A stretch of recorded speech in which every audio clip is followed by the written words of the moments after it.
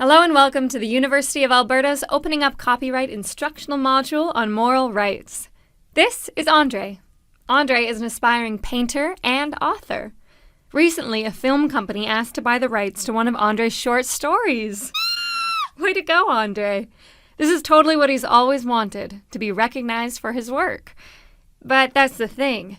Andre wants to make sure that he is recognized for his work, and that the film version of his story doesn't take on a new life of its own. Andre's friend Sandy says that he should look into something called moral rights. Moral rights are rights that exist separately from the economic rights we usually associate with copyright, and are centered around the author or creator's identity and reputation. These rights are rights that an author or creator of a work normally maintains, even if the copyright associated with the work is transferred. Because of this, a licensee will not be able to purchase copyright to a work and then claim that they created the work. It is still be attributed to the original author because the moral rights, including the right of attribution, cannot be transferred during the author's lifetime. Moral rights have two main components: the right of association, and that usually means attribution, and the right to the integrity of the work. According to Section 14(1) of the Copyright Act, association is the right, where reasonable in the circumstances, to be associated with the work as its author by name or under a pseudonym, and the right to remain anonymous. It is essentially the right to have credit, or not have credit for the work. The moral rights outlined in the Copyright Act also allow an author to publish a work anonymously, or under a pseudonym, but do not provide protection against the real identity of the author being exposed. By the way, the word author in the Copyright Act refers to writers, but also to other artists, creators, composers, and as of 2012, performers as well. The second component of moral rights is the right to the integrity of the work. This refers to an author's right for their work not to be used in a way that disadvantages the creator. Under Section 28(2) of the Copyright Act, this right is infringed only if the work or the performance is, to the prejudice of the author's or performer's honor or reputation, distorted, mutilated, or otherwise modified, or used in association with a product, service, cause, or institution. But how do you decide if a work has been distorted? Or what effect it has had, if any, on the author's reputation? In the case of a painting, an engraving, or a sculpture, any modification, distortion, or mutilation is considered a prejudice to the creator's honor or reputation.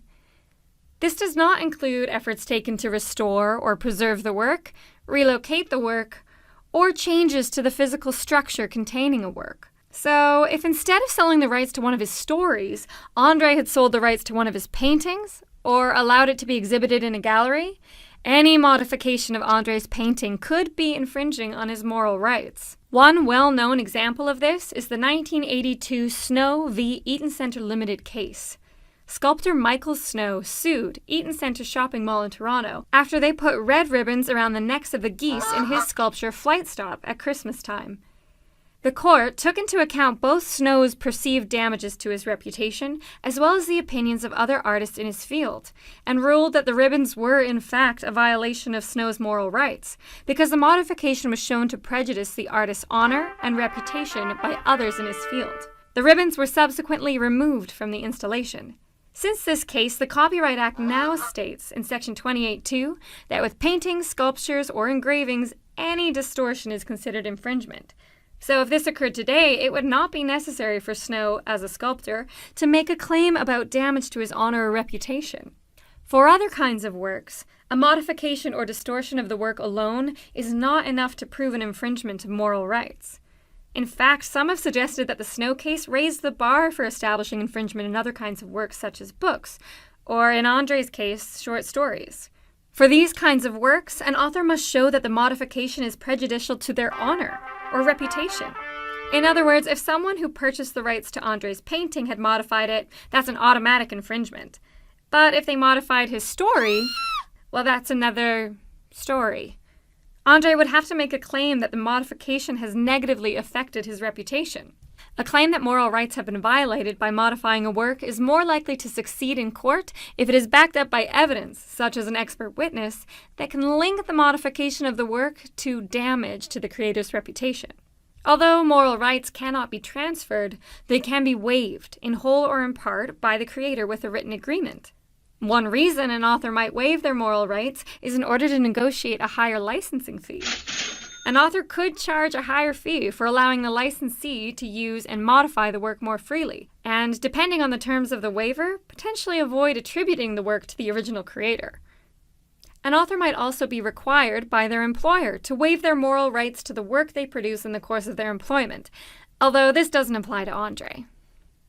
It should be noted that moral rights of an author also vary by country. For example, unlike in Canada, where the term for moral rights is the same as the term for copyright, 50 years after the death of the creator, or in the case of multiple authors, 50 years after the death of the last surviving author, in France, moral rights are perpetual. The United States, on the other hand, has no moral rights provision in their copyright law outside of a visual arts context. Canada's approach to moral rights falls somewhere in the middle of the spectrum. It is important to acknowledge that Canada's approach to moral rights is based on Western concepts of authorship and ownership. Because of this, it can be difficult for Indigenous peoples, whose cultural and traditional knowledge has been developed collectively over generations, to protect the integrity of their works. Canadian copyright as it stands today cannot adequately cover the moral rights of many Indigenous works. This is for many reasons, including that there is not always an identifiable singular author, and that the reputation or honor in these cases often refers to the honor of a clan, culture, or nation rather than a specific individual. According to Murray and Trossow, Indigenous ideas about cultural property illuminate a range of cultural practices and contexts, and function as a powerful critique of certain elements of copyright thinking in Canada.